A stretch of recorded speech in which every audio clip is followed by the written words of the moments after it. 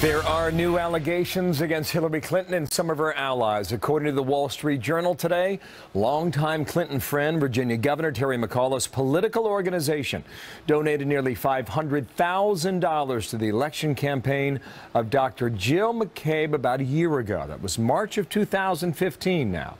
She's married to Andrew McCabe, now the deputy director of the FBI, who later helped oversee the investigation into Clinton's email use.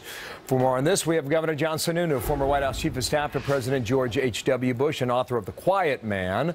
Also with us, we have the judge, Anna Napolitano, Fox News senior judicial analyst. You have the legal and you have the political. Let's start with the legal, Judge. Is this against the law? Well, no, it is not against the law. I mean, under Virginia law, Governor McAuliffe can make contributions of that magnitude from a variety of entities that he controlled to Dr. McCabe, that's Andrew McCabe's wife, Dr. McCabe's failed Senate campaign a year ago. And under the law, Andrew McCabe, as the #2 person in the FBI, can supervise the investigation of Mrs. Clinton. But there is the appearance of impropriety. There is the appearance that he was aware of the relationship of Terry McAuliffe to the Clintons. Governor Sununu can speak to that. That relationship is well documented. It's political, personal, and financial.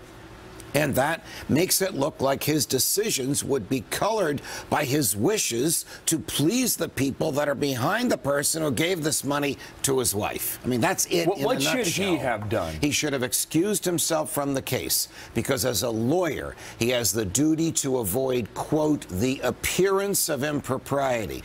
And the appearance of impropriety here is profound. Now, I've got a couple of takeaways here. One is, how did we learn about this? We learned about this from a tip from several FBI agents who were part of the team that investigated Mrs. Clinton, who believe that their work was destroyed by management in the FBI. Hard-working men and women in the FBI who actually gathered the evidence against her, who were prevented from presenting it to a grand jury, who couldn't get search warrants, who couldn't get subpoenas because of decisions made by Director Comey and Deputy Director McCabe. So we really have a situation here that looks terrible. So the agents were ticked off. Yes. And that's why the information is now public. You stand by 1 second here. Let's get the political side of this. And Governor, good day to you. The judge has a feeling that the constant drip, drip, drip of this is already baked into the voting public's minds, and you can throw whatever you want at the wall, but nothing more will stick now. What is your feeling on that when you're looking at an election from 15 days now? Well, we've got to start talking about it in stark terms. This is another defining example of the culture of corruption that the Clintons have brought to the Democratic Party for the last quarter century. Since 1992, they've infused this culture of corruption, and it is now reaching into the FBI, which used to be one of the most hallowed and respected institutions in the U.S. government. They used to bend over backwards to show that they weren't related to a party, and now you have this action by Terry McAuliffe, friend of the Clintons, putting money into the campaign of the wife of this deputy director. It's unbelievable. The Clintons have created this culture that infused the party, and you had the Democratic leadership trying to stick it to Bernie Sanders. You had the Clintons enriching themselves individually in terms of wealth and in terms of power, and that extension of power is shown by their capacity to influence the FBI. Let me stop you there, Governor.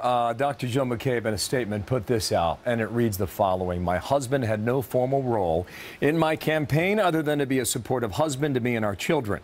As a federal official, everyone who participated in our campaign understood and respected that he could not participate, end quote. You just heard what the judge said. He said there is no violation of the law here. It's not a question of illegality. It's a question of corruption. It's a question of bringing to the political process an aggrandizement of themselves and control of the system. It reached into the FBI, and with all due respect to that statement from the wife of the deputy director, that's just garbage. A $500,000 plus contribution to that lady from the Clinton-controlled operation certainly had an influence on her husband. She lost the election, but I think the entire campaign was about $1.8 million. Sounds like a lot of money for a state office. Is it, or is that the norm?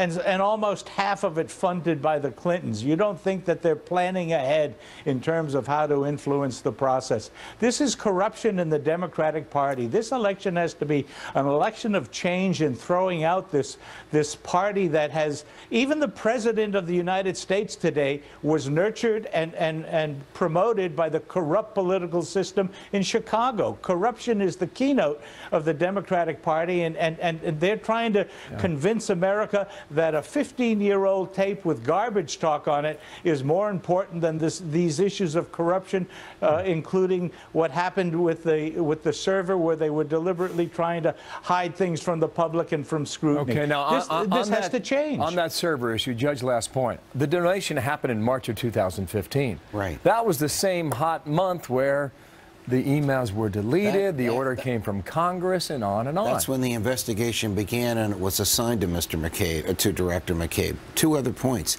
Terry McAuliffe himself is being investigated by the FBI for allegations of corruption. We do not know if McCabe is in charge of that investigation as well. The governor is exactly correct. It's a question of corruption. It's not a question of violating the law. Thank you, Judge. Thank you, Governor. Gentlemen, appreciate you coming on today. You bet. 20 before the hour.